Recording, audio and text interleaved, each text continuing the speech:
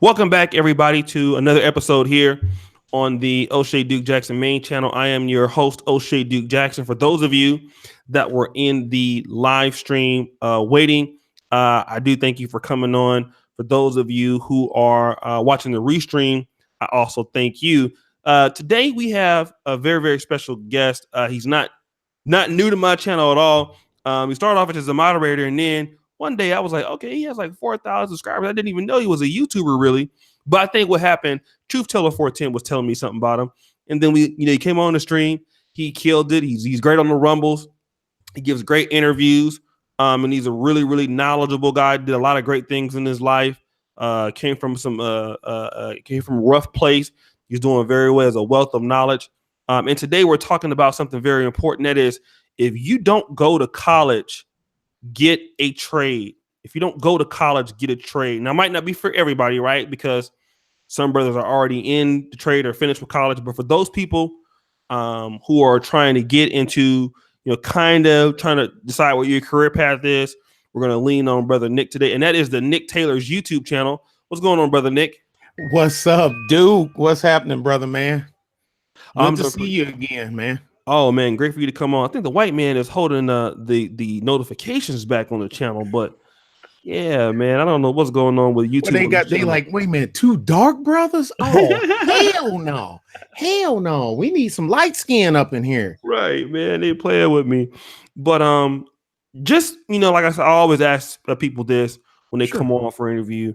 Kind of tells people what brought you into the YouTube community and what brought you over into this market that we know of as Black YouTube. What brought me to YouTube actually was a friend of mine. And he made a video that we had no intention on putting on YouTube. And this was during, it was one of my gun range prepping weapons video and home prep, and it just took off. But then when YouTube was killed all the gun channels, you remember when all the school shooting and all that other stuff happened, because of course it was our fault, right? Mm-hmm. And they killed all that. So I actually almost didn't come back until I done a couple of videos on some other things, and it just took off, and here I am. And then I still try to help folks with stuff, because I see that what I see, bruh, is Black America, if you will. We're losing, lagging behind in the trade industry, where we used to have a pretty good foothold on it. Short story, I used to live in San Antonio, Texas, right? Right. When I first got out after Desert Storm, we went there looking for a house, going to get another buy a house, and looking for a spot and all this other good stuff. There's a bus system, the public transportation system in San Antonio is called VIA. Most VIA drivers then were Black. You saw a whole bunch of blacks and whites. The city workers, the water board, garbage, people laugh at garbage. That man, garbage man got good medical plans and they paid him pretty good. It was a lot of Blacks. Dude, there's all Mexicans now. All Mexican. I ain't seen a Black bus driver when I go up to San Antonio. I ain't seen a Black bus driver, and I couldn't tell you when. It's like they all retired and they all been replaced by Mexicans. Same thing with the garbage crew. Same thing with everything else. I kid now with people. Well, that's just San Antonio. I'm quite sure it ain't just San Antonio, bro. I'm just saying. Okay. You know what I mean? Mm-hmm. That's why I do it. Let's talk about you, because in your own personal life, and shout out to Mighty in Christ, keep it up, brothers, God bless. And we do have a lot of brothers, younger brothers that are watching the channel. I have a pretty good demographic from 18 to 35. Let's use you killing it. You killing it. let's use you as an example, because you were in you could have went to like Wayne State maybe. Why didn't you go to? Did you go to college after high school, or? No, I left high school and went straight in the Army, straight into OSUT, Fort Sill, Oklahoma. Straight. When I say straight out, I mean, walk across the stage, take your cap and gown, and put the camouflage on. I mean, straight, literally straight. And I took some college classes while I was in the military once I made some rank, because now I'm not pulling all kind of other goofy duties that everybody else have to pull. I'm staff sergeant now, so I got time. I can take classes, and that's what I done. But then when I left active duty, when active reserve, I I really thought about going back. I thought about going to college, and at the last minute I changed my mind. I almost was a highway patrolman. They were recruiting the hell out of me. I almost became a Texas state trooper, and the 2 days before I was supposed to go to school, I changed my mind. But I've been the trade thing, because here's the thing. This one thing always, because I'm from a long line of men that work with their hands. Okay. Now, granted, I got one brother that's the brain. We call him the professor because he's a professor. But the rest of us, we all men that work with our hands. And especially if you running your own show, can't nobody fire you but you. When you were trying to pick up a trade, what trade did you go into initially? I mean, how long were you in the military? 10 years active and 12 years reserve. 12 years reserve. Is that my big bro? Is that Antoine? Hold on one second. Is that Antoine Ross? Okay, that might be my big bro in the chat. If that is, I want to give him a shout out. You look just like him, man. If that's him, shout out to him, man. That's one of them. That's my big homie, my big bro, man, from our neighborhood. He's doing some great things. If that's you, shout yourself out, fam, because it looked just like you. You know what I mean? If that's you, if that's Antoine Ross. But let me ask you this: you did 10 years, and then after you did the 10 years, then where did you go after that? Came to San Antonio. I left my last duty station after Desert Storm was Fort Carson, Colorado. And T. Ross said he from Michigan. You look just like Antoine Ross. Go ahead, sorry. And no, that's cool, bro. It's your show. Then we come down here because I got a lot of family in Texas. And my first active duty station was in Texas. I was at Fort Hood, Killeen, but Texas, yay. I like Texas. I just didn't like Killeen. Okay.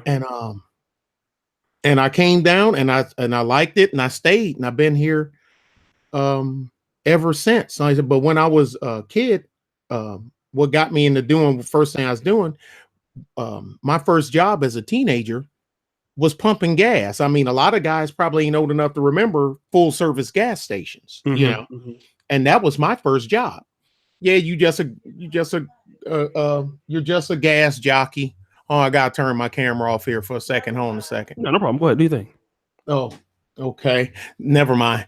And that was my first job, working as a kid at a service station. But I'm watching. But the thing is, I'm watching everything do, because we done tires, we done service, oil change. And cars wasn't as complicated then either. And we had all back in the day, service stations, you had your own tow trucks.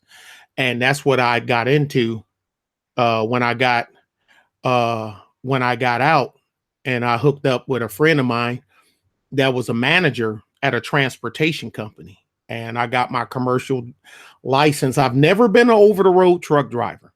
Always just been specialized transport. Okay. Pays way more money.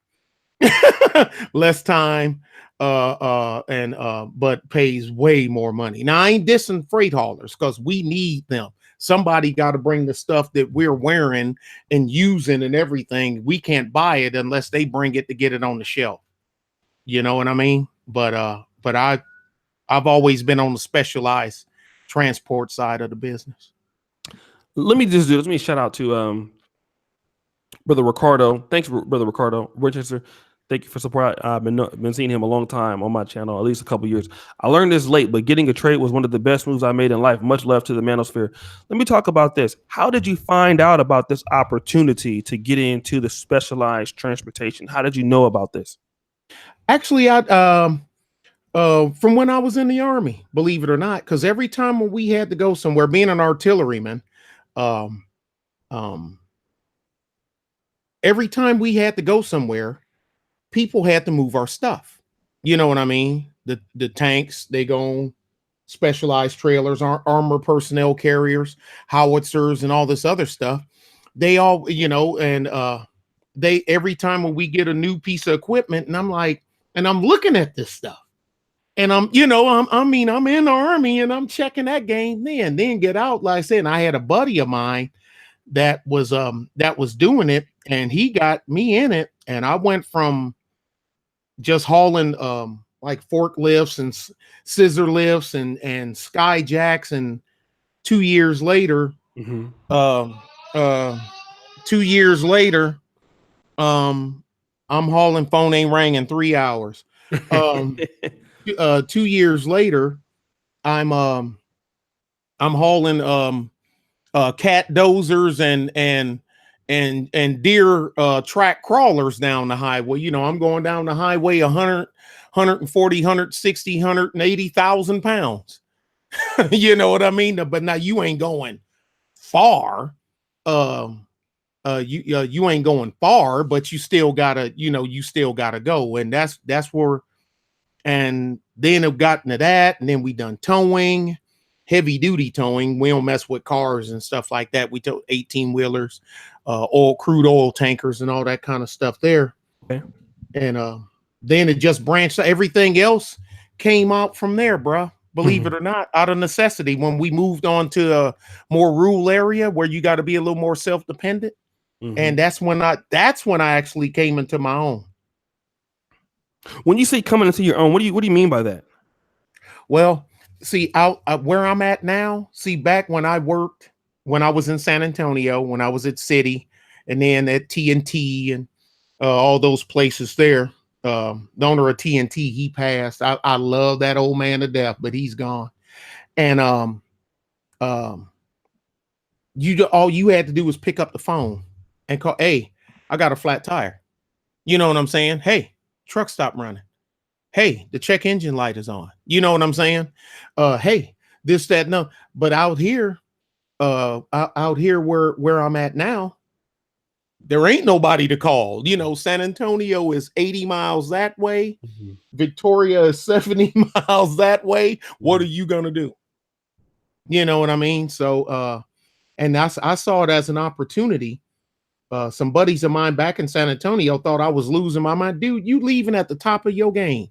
You the third highest paid guy at this company, and you gonna leave? And I something just told me to do it. And I think I told you before. And what helped me was, let's talk about that in a minute.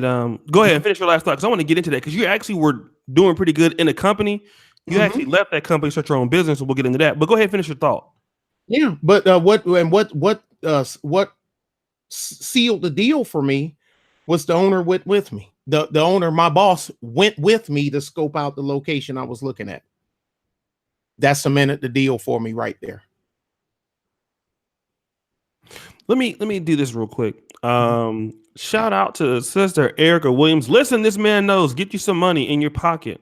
Skills. Ladies like skills. Average age of plumbers, welders, electricians, AC permit are 59 to 62 years old. Young men, get out here. That is a great point. We'll talk about that also, because again, Smokehouse, thank you so much. Some trades are better than a college degree. Let's talk about that also before we get into some more of your personal life. One of the criticisms that I noticed that this year is that I haven't really done a whole lot of stuff for some of the younger crowds, because, I'm 37, but I kind of feel like I'm 57, I'm 66, something like that. Like, a lot of the guys that are on my shows are much older than me.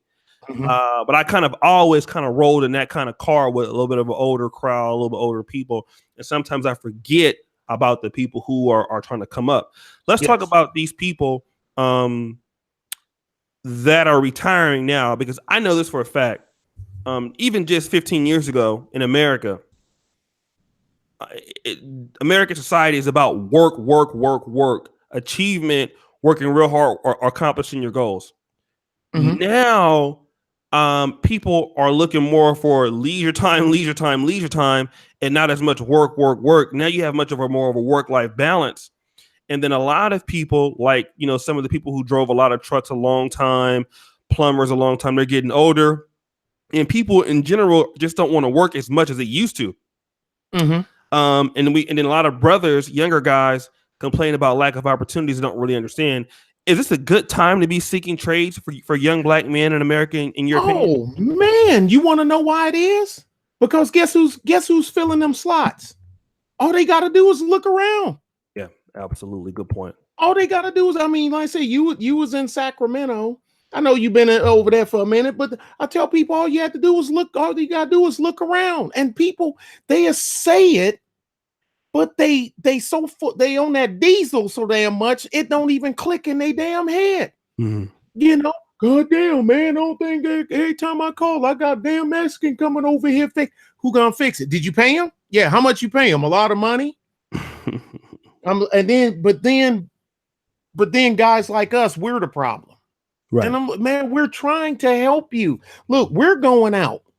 Like my dad, he's gone already. Grandpa and all them gone. They're going out. And sooner or later, I'm going to go out. I'm closer to the end than I am the beginning. Because I don't see me being 106 years old. I just don't. So, I'm still be talking, fuck you, Duke. You kiss my ass, some bitch.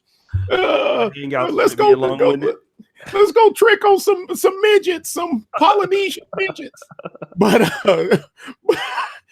no, if people, everybody know what I think it is, dude. Everybody looking for that easy dollar. Right. I can make 6 figures sitting behind a computer. Yeah, but here's the thing. It's only so much of that can be done. Mm-hmm. Just like my partner Ricky told that old big long cricket neck ass teacher that school we went over there to quote that boiler job to with her smart ass. Lady, I don't care how smart you is, how smart you are, somebody built this building. Mm-hmm. You be teaching outside in the fucking grass if it wasn't for people that built this building. Mm-hmm. I tell people, look at the building. I ain't never seen. Well, I think I seen your building when you shot the video when you was walking around. Yes. Look at the building that you live in. Mm-hmm. Dude, somebody built that building. Exactly. And the one across the street, and the one down the street, somebody built them that snack machine thing, that vending thing that's downstairs on your first floor, right? Mm-hmm. Absolutely. Somebody had to design it. Somebody had to build it. Somebody had to transport it there and install it. Right. I mean, so, and I tell people everything they need to know is staring them right in the face. It's staring them in the face. Right. And they just, man, that looks hard. That looks heavy. You see them sweating? Dude, look here. As technology changes, jobs changes. It's easier to change when it's a skill job, a trade job, than it is computer based. Because I don't know how old you were when the tech bubble burst came. Remember that? Mm-hmm, mm-hmm. I remember. Put a whole every channel you turned on was big ass companies bellying up, wasn't it? That's right. All of them. Dogs.com. This one, Jeffrey Skilling, Tyco, Enron. You know what I'm saying? Look, you got white billionaires going to the pen. Mm-hmm. People ain't grabbing that. Now, well, that's because they were crooks. Okay, this is true. But still, the guy that worked down on the 3rd floor from him that wasn't a crook, he out of a job too.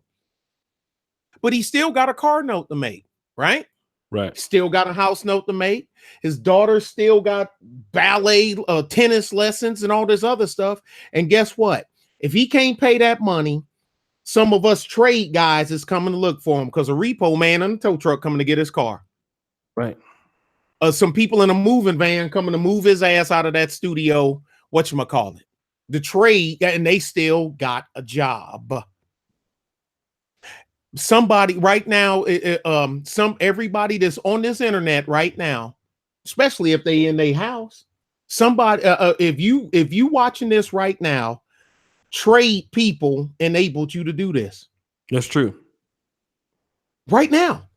So trade people and they internet ain't no dude, no suit and tie, put up no cell phone towers and ran no fiber optics under, you know what I mean, from these nodes into these neighborhoods. Who Right. you see wearing hard hats, putting fiber optics on the side of the road along the highway in the rain? Exactly. Yep. Men. Yeah. It's men. It's men with tools in their hands. It's men. It's so sad now. It's some of these kids, these boys here can't even change their own tire. Oh, you know what I mean? Can't even change a tire. But I'm telling you right now, look, ain't nothing wrong with college. Nothing. Mm-hmm. And okay, here we go. About the trade versus tech. We already seen what happened when tech fails. Like I say, I tell people, Tyco, Enron, NASDAQ. You up, you out. We all know at least one person that's lost their ass in there. When you ever seen an unemployed plumber? Never. Yeah, and that's why I tell people I've never seen a guy holding a sign on the side of the road say, "We'll fix your pipes for food." You know what I'm saying? Right. Well, I'll do. I mean, man, these guys, does what do you call the system? I mean, everything from the bedrock on up.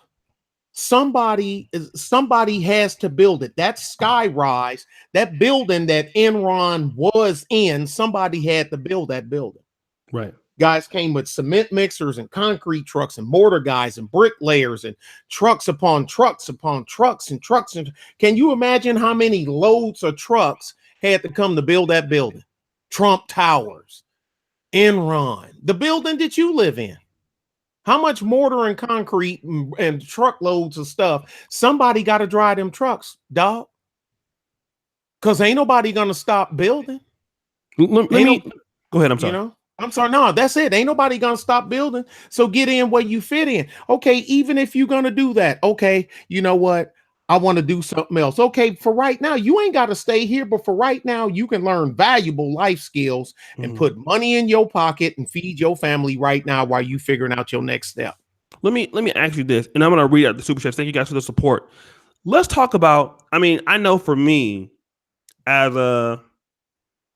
feel like I'm real old now. I'm 37, but when I was trying to go through college, especially, I think a lot of young brothers, when they look at, okay, I want to be a doctor or an attorney or, some of the white collar careers, it's not feasible for many of them because, and I want to talk about, why are a lot of black men not going to college? And I think for me, all right, my mom had a decent job, but she didn't make a whole lot of money. And I knew that I was going to need to be able to do some of the things myself. So I had to kind of, work and go to school part-time here and there to like do certain things. So a lot of black men, when they're looking at some of the other careers like accountancy, maybe medical doctor, lawyer, it takes too long to get to the money for a lot of brothers, and they don't have the financial support. So I think one of the reasons why we see a lot of brothers not even wanting to go to college is because, all right, the return on investment takes entirely too long. 120 credits minimum to graduate. You need to make good grades to get into some of the more upper echelon things. And if you fuck around and even in medical school, if you get like a 3.3 GPA, that's really good, but it's not even good enough to qualify for a lot of the professional programs. What I want to talk to you about is this. What was your reasoning for not wanting to go to college? Did you did you face some of the same issues that maybe some black men are facing as far as the money was not there and too expensive and took too long to get to the money? Actually, mine was a little different. Because I was never really extravagant, and I think I said something about it before. My dumb butt, how I couldn't, how I didn't get in trouble is beyond me. I've always been doing something. I've always had a side gig. Okay. Even when I was in the army, dude. I mean, now this was my dumb fault. I couldn't have got, but I'm past the statute of limitations. I bet you I was the bootleg mixtape king. Bro, I put to you like this. I was selling so many tapes. I had my first sergeant, my battery commander was buying tapes from me. How about that? That's how, I mean, I was killing it. But I had the equipment. But I always had side gig. But on the school thing, then when I married and then had a child, and I would, you know, I know it was some things I wanted to go to school for something, and I was like, that's gonna have to wait. That's why I tell myself, because she's 6 months. You know, granted, I was still in the army when my first child came. I was still active duty. And then when I got out, I'm like, they need stuff now.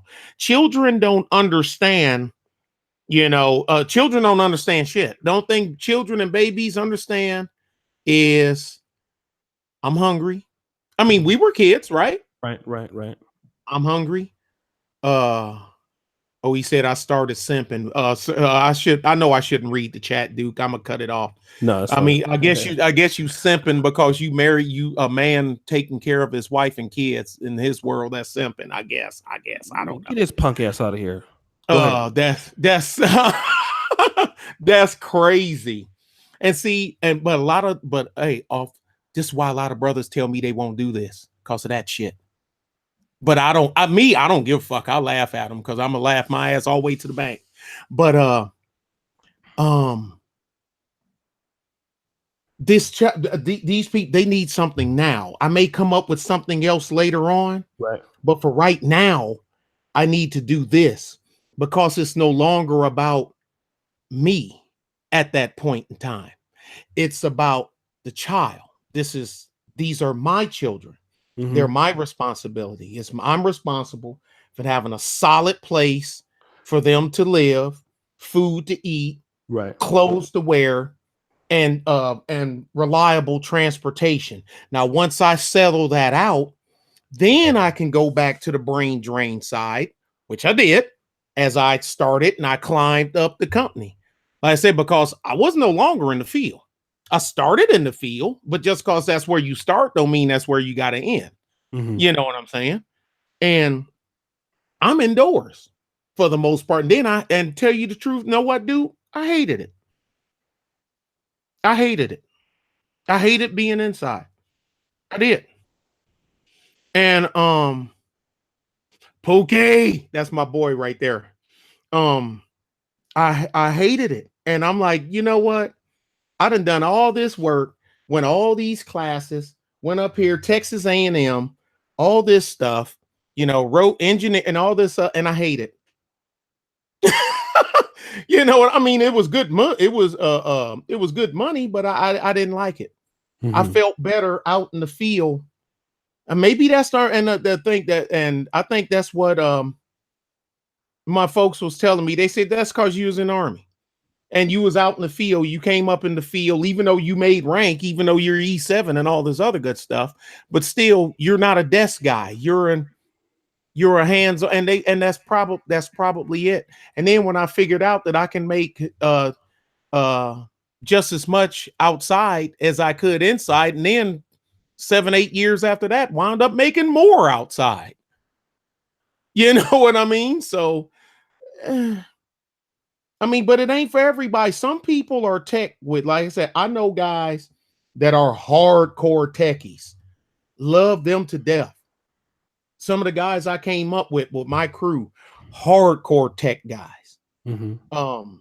And I love them. That I don't think there ain't no less of a person, or I ain't more of a person, or whatever the heck. That's just what they do. They like, man, I can't do what you do. Y'all outside and asphalt and concrete, and it's hot, and y'all in machines, and ain't that stuff hot? I'm like, you do know I got satellite and Bluetooth and heat and air conditioning inside this track loader, right? Mhm.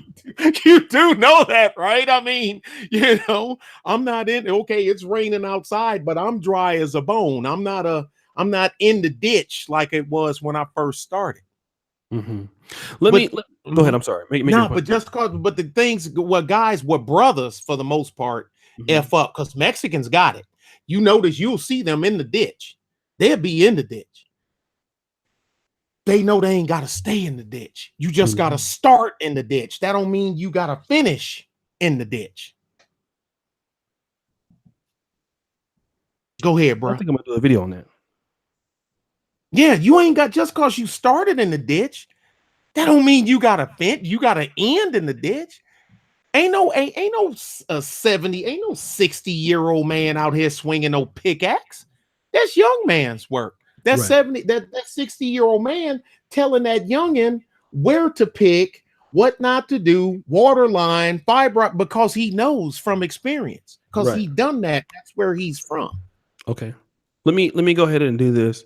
Um, Thanks for all the support. Get the likes up on the video. To subscribe to Nick, all you got to do is go into the description. Moderator, you can bring his description out into the main chat, and then right after this, we'll go right to the brother pill. What I want to know, I want to also read this one. Mark DC, as a new driver, thank you for the 5-hour super chat. As a new driver, would you recommend driving flatbed or enclosed trailer? Which It pays better cents per mile or percentage?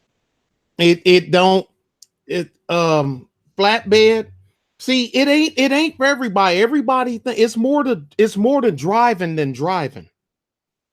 I mean, I watch so many guys go to these truck driving schools, and in no time flat, they just wash out because they've been beat by the system, the trucking system. These big companies, they're a filter.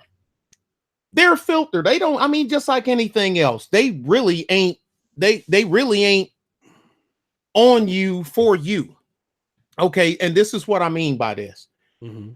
I'm gonna pick I ain't even gonna say no trucking company name, but anybody in the trucking business know what I mean when I say swing wide. It's a fucking trailer. They know exactly what I'm talking about. Every truck driver in here probably gonna LOL because they know who I'm talking about.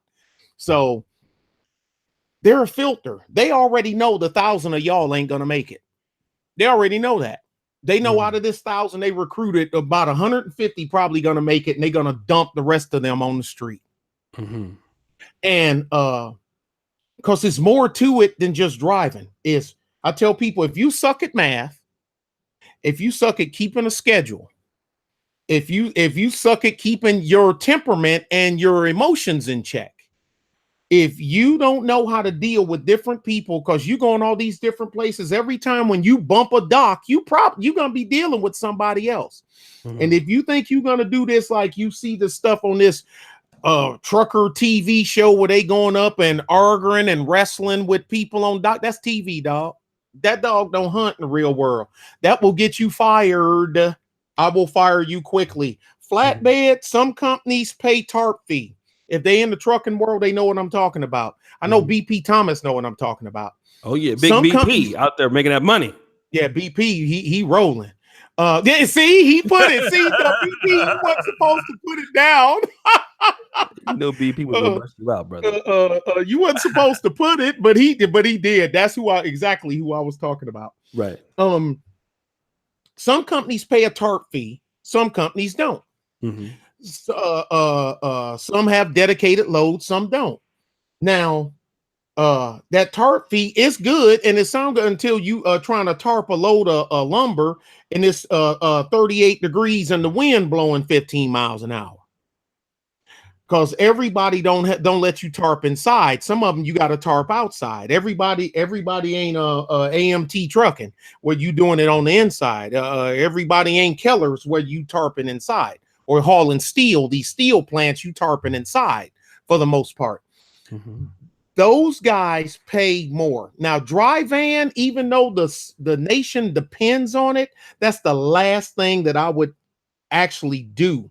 I wouldn't mind owning it, but I couldn't see myself doing it. Not saying it's beneath me, it's just me. That's me. I'm just fucked up like that. But somebody has to do it. Refrigerated pays more, tends to pay more, and you tend to have a better truck too in the refrigerated stuff because you need to have a decent, you can't have that load of meat and produce and whatnot sitting on the side of the road in the middle of nowhere waiting on road service to come out. Now you want to talk about some money in the trucking business, bruh? As BP or all the other guys there, T-Mont, Man of Tomorrow, all them other ones. Road service. Truck ain't a trucking company on the planet worth a damn without road service. Because road service keep them going. Because them trucks break down. They break down just like cars do.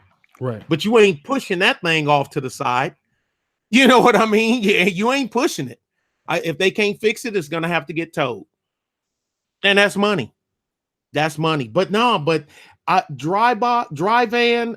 If I had to, I'd take, like I say, because flatbed loads,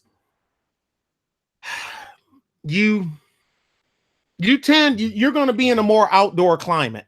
Mm-hmm. You're not loading stuff indoor, like I said, unless you hauling steel. That's the only way you hauling or you hauling steel. Now, oil field do a lot of flatbed. Like around me, they're everywhere. They're everywhere. I think they're building a joint down the road from me. Oil field, but it's hard work. Mm-hmm. It's straight labor. And I tell people, if you just, and people take it as and that's something else. People just too, you don't mind if I use an expletive or two? Yeah, go ahead. The Negroes is too goddamn sensitive. These younger men, they like their mamas. It's like, because you raised by your mama, so you used to somebody talking to you like your mama. I ain't your fucking mama. You know what I mean? I'm gonna talk to you like my daddy used to talk to me. Mm-hmm. But they try to talk to you like they watch their mama talk to another man and wonder how they get fired or they ass or they even got their motherfucking shit pushed in. Right. But it's hard for you to go from laying on the couch playing Xbox at your mama's house and then coming over here to drive for me. That's a big jump. Mm-hmm. That's a big jump because this is Yanny right. That's what I do. Be oversized load and hazmat is where the money at. He's right. But I tell people but he can tell you, BP will tell you, ain't no guy gonna come straight off the couch and in 6 months he hauling anhydrous ammonia down the highway. Ain't happening. The liability is too high, dude. Ain't no truck. I mean, all right, you own Jackson's Chemical Transportation. You ain't putting a new guy straight out of school in a chemical tanker hauling 4,000 gallons of phosgene down the highway. Ain't gonna happen, bro. That's a lawsuit looking for a place to happen. You need to break him in. Most companies got a minimum thing, like you got to have at least 5 years accident free, 3 years accident free. Your loss run got to be this or something like that. Then just to even be considered. You know what I mean? That's where the money is. That's where the money is. But that stuff is, bruh, you got to be on time. It's not like hauling dry. It's not hauling dry box, hauling freight where you can be you a little late. Yeah, they get mad at you and whatnot. Okay, this load of office paper, ink pens, and soap powder didn't make it to the warehouse. On, you know what I'm saying? That but it's not a big a deal when somebody's waiting on that chemical, because most of these chemical companies that you hauling for manufacturing facilities, and certain states they're not allowed to store it in on facility because they're in a certain proximity of of a city or a populated area. So you got to get it there as they need it, on time, on target. And if you ain't used to being on time, you only got 1 or 2 times to be late with a load of ammonia. You Okay. you Let me know. let me do this quickly. And guys, thanks for the support. Let me just read these last two, and I'm just waiting on the other guys here. Erica Williams, thanks again for your support. This recession going to bring out young working folks to reality. 80% of all USA economy is offline. Everything is not online. That's a big thing. Okay. She said something very important. Everything is not online. Everything is not online. Trade dudes will get you a government contracts, big money, not illegals. Shout out to Maurice. Nick, in your for fire super chat, Mick, in your opinion, when did high schools change from promoting vocational careers to academic ones? The 4-year minimal degrees required, in your opinion? Late 80s. Late 80s. The state started killing the funding for it. It started on the west. It started on the far coast and it swept towards the middle. It started on the left coast and the right coast in the mid to late 80s, and it swept itself to the middle. And there's a BS reason for that too, bro. And it's uh uh full blown BS. It was money. They were short sighted. It was money, because it's like this. Are we gonna stop doing it at the high school level? A couple of politicians and administrators for the Department of Education. We're going to stop teaching welding in school on the taxpayers' dollars, or for free, pretty much, and open a trade school to teach welding, and at $2,000 a head. You see where I'm going? Mm-hmm. And that's what happened, and it collapsed. That's what they done now, and now it's collapsed. Now the school boards across the United States, one of them that's hitting on it hard right now is Wisconsin. Wisconsin's banging hard on it. Kansas is banging hard on it, which is their own fault, but they effed it up. And Nebraska and Texas, they're trying to take it back from the private sector and put it back into the public school system. You know what I'm saying? Mm-hmm. And you know what the private sector is saying, dude. That's what they saying. Okay. Let me just do this real quick, and let me get it. And I may make sure I get everybody here. We have 232 people here. That's really good, considering that they didn't send out a notification. Now, did anybody get a notification for this stream? I didn't get it until 10 minutes in. 10 minutes in, okay. And I'm on it. Yeah. The white man is holding my streams back, brother. What is going with this? So, yeah, I'm even like looking for it right now in my inbox, and I'm not seeing that. Maybe they're not sending notifications. So did you guys got it late? Okay. Yeah, I'm not getting, I didn't see it. You got it. Okay, got it late. All right. So guys, we're gonna go over to again. I want to shout out all the people that have been supporting. The brother, that nigga Pookie Jenkins, that brother always supports on PayPal. I want to give him a big shout out. I want to give out all the people a shout out. Everybody, including Nick. He's a Patreon. Y'all support. He's a great content. All the moderators.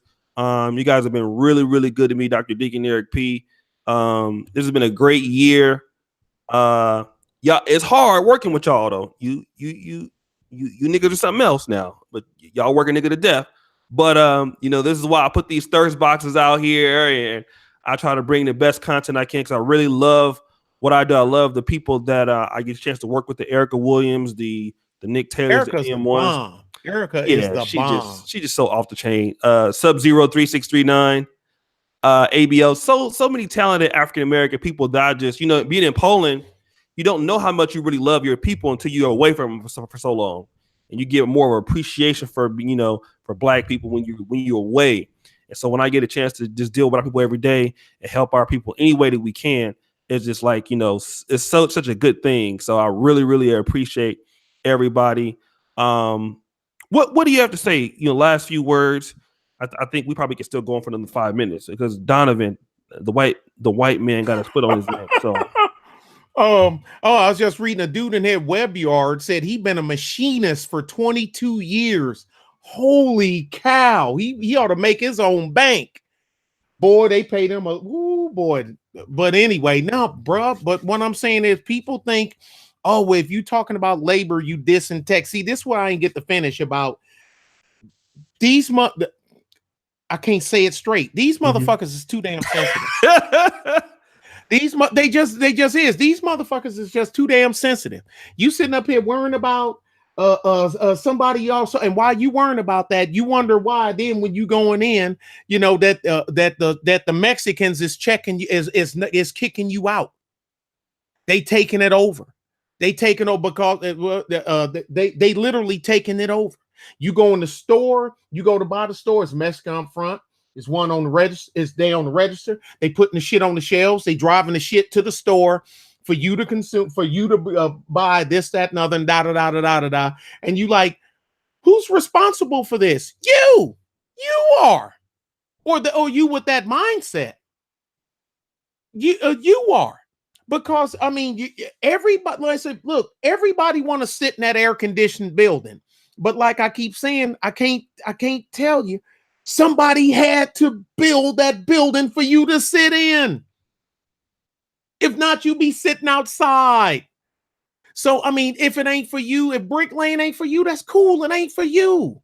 I mean, that's cool, but don't stop being so damn sensitive and taking everything as a diss because somebody said, you need to learn to work with your hands.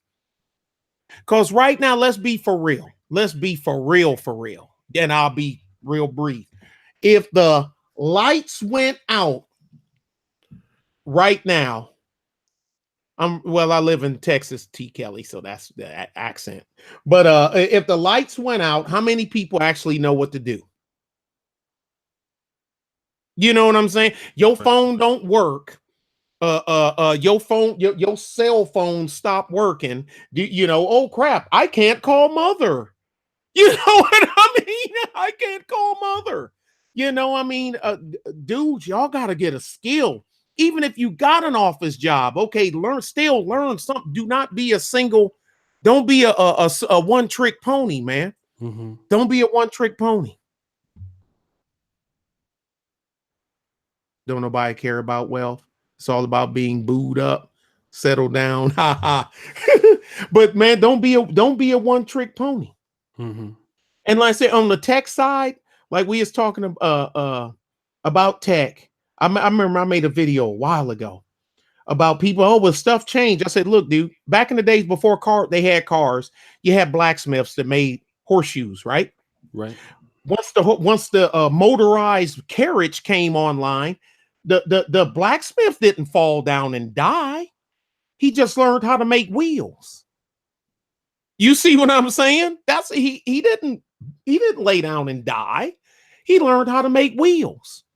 He just, it's still steel. The only thing, that metal don't care what you form it, you're forming it. Now tell me now, but when tech crashes, man, them every time there's a tech bubble, we all see it, and a lot of people probably don't watch CNBC or the Fox Business Network or whatever. And you got to take a lot of that stuff with a grain of salt because they're going to tell you what you want to hear too. But when you see stock down at this, and when you see, what was that? It was out there in California, dude. What was that company? Obama gave them all that money to make them solar panels. And Solyndra. Remember that? I haven't heard of that one. Oh, you have? Yeah, Solyndra. Yeah. Oh, look them up. Gave them all that money, and they were around, and they around and all this stuff, and of course all the big brain folks in there, and it went under. Now, where did all those people go? Now you got a big giant factory that was built by men and machines with their hands that's still sitting there, and billions of dollars of the of the taxpayers' dollars is gone. The only people that walked away with money after the Solyndra debacle was the people that built the building. You just, I mean, it's a shitty thing to say, but it is what it is.